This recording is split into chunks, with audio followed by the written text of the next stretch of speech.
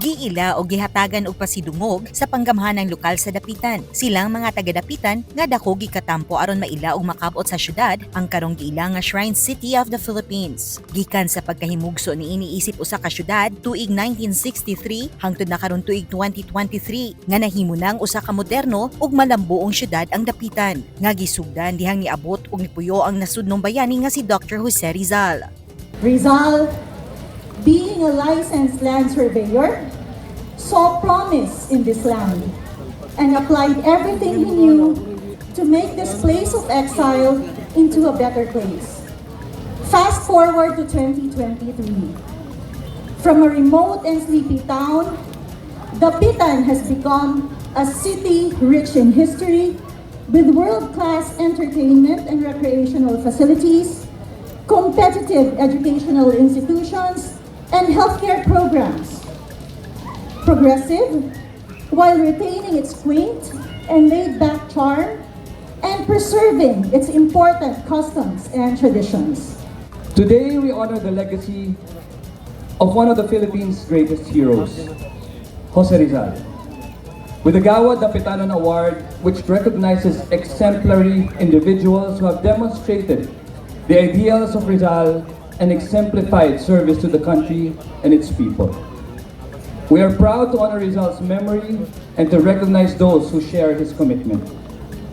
As we celebrate the 60th founding anniversary of Dapitan, it is important to recognize the contributions of its people in the progress of the city.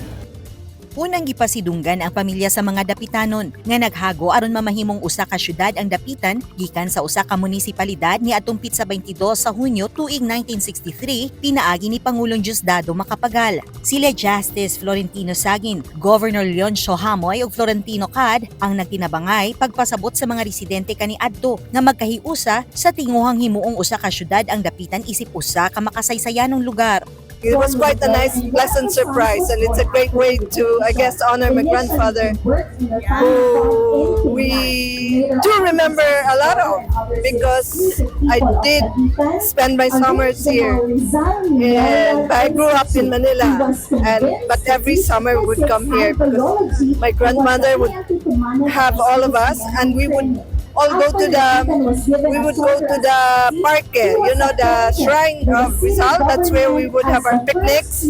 So that's my memory of the Dapitan in the 60s. Foremost, we are very grateful for the local government of Dapitan, headed by Mayor Frederick Calosos, to recognize the efforts of my grandfather, Attorney Leoncio Amoy, in the creation of the city of Dapitan. Now, it was really an uphill climb because at the time the law required that in order for a municipality to become a city, you should qualify in terms of territory, income, and population.